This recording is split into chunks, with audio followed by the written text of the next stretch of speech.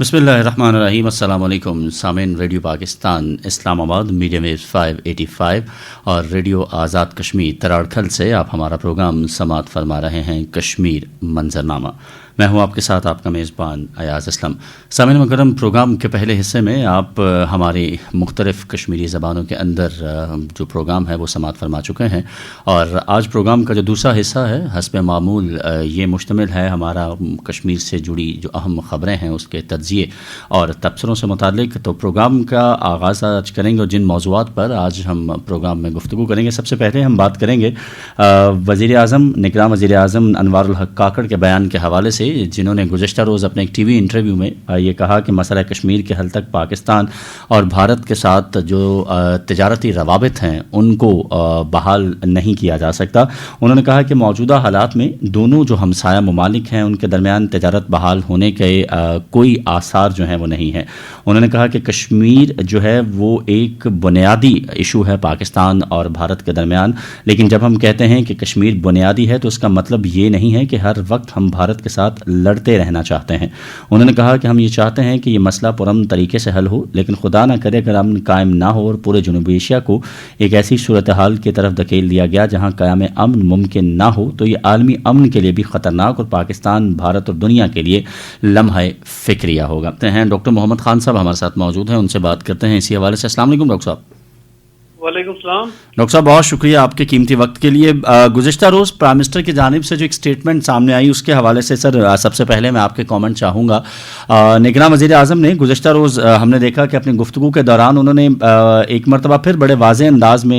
ये कहा कि पाकिस्तान और भारत के दरमियान कश्मीर एक बुनियाद है और जब तक कश्मीर का मसला जो है वो हल नहीं हो जाता भारत के साथ तिजारती रवाबित जो है वो किसी भी तौर पर बहाल नहीं हो सकते। पूरी दुनिया में अगर हम डॉक्टर साहब बात करें तो पाकिस्तान एक वाहिद मुल्क है कि जिसने अपने कश्मीरी बहन भाइयों के लिए हक की आवाज़ बुलंद करने पर भारत से 5 अगस्त 2019 के बाद से तिजारती रवाबित जो हैं वो मुअत्तल कर रखे हैं। क्या कहेंगे इस पर? बहुत शुक्रिया जी, बिल्कुल ठीक कहा उन्होंने और बिल्कुल होना भी ऐसा ही चाहिए। गुजारिश ये है कि पाकिस्तान की policy as a stated policy तो यही है कि हिंदुस्तान और पाकिस्तान के दरमियान कश्मीर वो कोर इश्यू है कि जिसको हल किए बगैर दोनों ममालिक के तल्लुकात में नामलसी नहीं आ सकती और ये बात हकीकत भी है। चूँकि ख्वाह वो 1947 to 49 की जंग थी, यानी पहली कश्मीर जंग 1965 है, 1971 है, कारगिल वार है, ये फिर जितने भी अगर आप देखें टेंशंस हम दोनों ममालिक के दरमियान तो वो कश्मीर ही है। 1971 दो के ईस्टर्न थिएटर में हुआ, लेकिन उनके जहन में यही था कि अल्टीमेटली इस जंग के थ्रू जब पाकिस्तान को उन्होंने डिसइंटीग्रेट कर दिया तो मतलब यही था कि आइंदा पाकिस्तान हिंदुस्तान से कश्मीर के बारे में ना तो कोई सवाल करेगा और ना बात करेगा। बहरहाल चूंकि पाकिस्तान और कश्मीरी या पाकिस्तानी और कश्मीरी दो मुख्तलिफ लोग नहीं हैं और पाकिस्तान को कश्मीर के मामले पे हमेशा एक बड़ा जिसको कहें कि पॉजिटिव रिस्पांस आता रहा कश्मीरियों के बारे में और वो आज भी है और आने वाले वक्त में भी रहेगा, तो उससे हिंदुस्तान को जरूर तकलीफ होती है। अब ये जो स्टेटेड पॉलिसी प्राइम मिनिस्टर साहब ने फरमाया है, बिल्कुल पाकिस्तान के फॉरेन ऑफिस की यही पॉलिसी है, हमारी नेशनल पॉलिसी भी कश्मीर के बारे में यही है। बहरहाल हमें चूंकि कुछ प्रॉब्लम पॉलिटिकल इंस्टेबिलिटी पाकिस्तान के अंदर रही या फिर अभी इकोनॉमिक जो क्राइसिस इस वक्त चल रहे हैं तो उसकी वजह से वो जो चीज़ें एक जो प्रोएक्टिव किस्म की स्ट्रेटेजी होनी चाहिए थी तो वो किसी न किसी सूरत में हम नहीं कर सके। अब यहाँ मैं आपसे गुजारिश ये करूँ कि हिंदुस्तान के साथ तजारत न करके पाकिस्तान खसारे में नहीं है। पहले बात तो मैं आपको ये बता दूँ, उसकी वजह ये है कि हिंदुस्तान जो हमारा सार्क के फोरम से FTA का जो एक बातचीत हुई, माहिदा हुआ, बल्कि मौजूद है, तो हिंदुस्तान तो किसी सूरत में सिर्फ यही चाहता है कि तिजारत हो तो वो हिंदुस्तान की टर्म्स एंड कंडीशन में हो। جو کہ پاکستان کو قابل قبول نہیں ہے. اس کی وجہ یہ ہے کہ ہندوستان چاہتا ہے کہ ظاہرہ اس کی بہت بڑی مارکیٹ ہے، وہ ساری چیزیں جو ہندوستان چاہتا ہے وہ پاکستان میں بھیجے، پاکستان میں ہندوستان کی گڈز آئیں، اور پاکستان کی اپنا جو انڈسٹریل بیس ہے وہ واش اوے ہو جائے. تو وہ تو کسی صورت میں بھی پاکستان کو ایکسیپٹیبل نہیں ہے، نمبر 1. نمبر 2 یہ ہے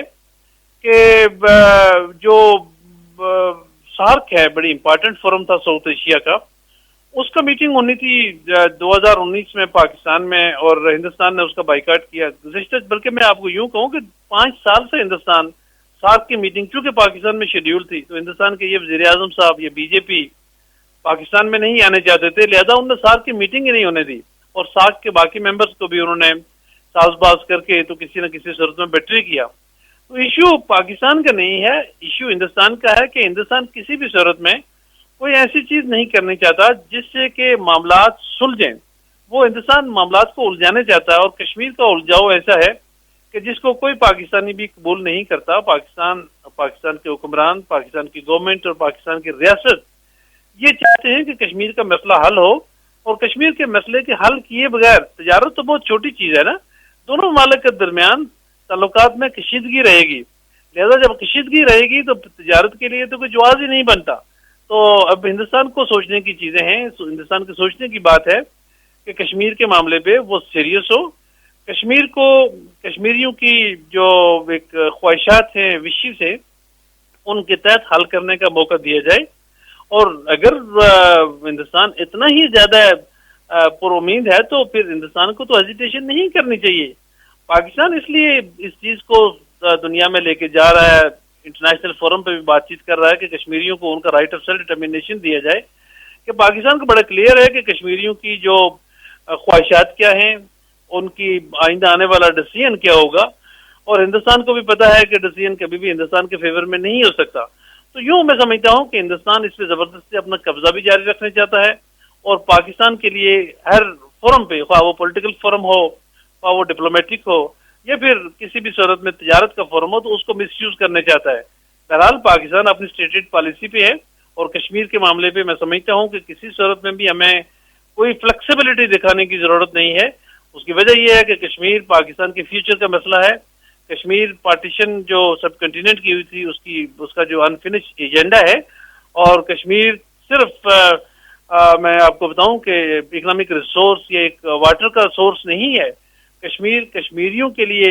اور کشمیری پاکستان کے لیے، اور پاکستانی کشمیریوں کے لیے یہ بہت امپارٹنٹ لوگ ہیں، بہت امپارٹنٹ یہ رشتہ ناتا ہے. تو اس کے لیے بڑا ضروری ہے کہ ہم اپنا سٹانس قائم رکھیں،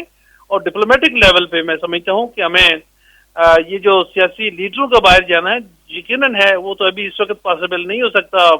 انٹرم گورنمنٹ کے ہوتے ہوئے. الیکٹڈ گورنمنٹ جب بھی ہوگی یقیناً یہ فورم بھی، پولیٹیکل فورم بھی استعمال کرنے کی بڑی ضرورت ہے. لیکن ہماری جو ڈپلومیٹک کور ہے، پاکستان کی جو ڈپلومیٹک کمیونٹی ہے، بڑی میچیور ڈپلومیسی ہے، بڑے منجے ہوئے لوگ ہیں. ان کو چاہیے، ہمارے فارن آفس کو اور وزیر اعظم صاحب کو، کہ ان لوگوں کو ایک پرویکٹیو اپروچ کے تحت بتائیں، کہ دنیا کو بتائیں کہ اس وقت مقبوضہ کشمیر میں جو ڈیموگرافی کا ایک فیکٹر ہے جو اس کو چینج کیا جا رہا ہے، اور ہندوستان وہ تمام اعلی کار، وہ تمام طریقہ کار استعمال کر رہا ہے جس سے کشمیریوں کی جو کشمیری آئیڈینٹی ہے اس کو ختم کیا جائے، اور اس آئیڈینٹی کے خاتمے کے ساتھ ساتھ جو وہاں پہ ہندوؤں کو آباد کر کے اس کی جو ایک تناسب ہے اس کو چینج کرنا چاہتا ہے. اور پھر ایک وقت ایسا آ رہا ہے، میں آپ کو بتاؤں کہ ہندوستان یہ بھی چاہتا ہے، جو سپریم کورٹ میں دوبارہ یہ کیس اٹھایا جا رہا ہے ہندوستان کی سپریم کورٹ میں، اس کا مقصد یہی ہے کہ یہ ڈیموگرافک چینج کر لے، اور اس کے بعد کہیں گے جی ٹھیک ہے ہم کشمیر کو دوبارہ متحد کرتے ہیں، یعنی یونین ٹیریٹوری سے ہٹا کے اس کو دوبارہ جو اسٹیٹ ہوڈ کا رتبہ دیتے ہیں. لیکن اس وقت تک وہ اتنا کچھ تبدیل کر چکے ہوں گے کہ اس اسٹیٹ ہوڈ میں کشمیریوں کی اپنی آئیڈینٹی بھی نہیں رہے گی، اپنی خود بھی نہیں رہے گی. جو کچھ نئی دہلی چاہے گا اسی حساب سے چیزیں ہوں گی، جس کو پاکستان نے، پاکستان کی پارلیمنٹ نے، پاکستان کے عوام نے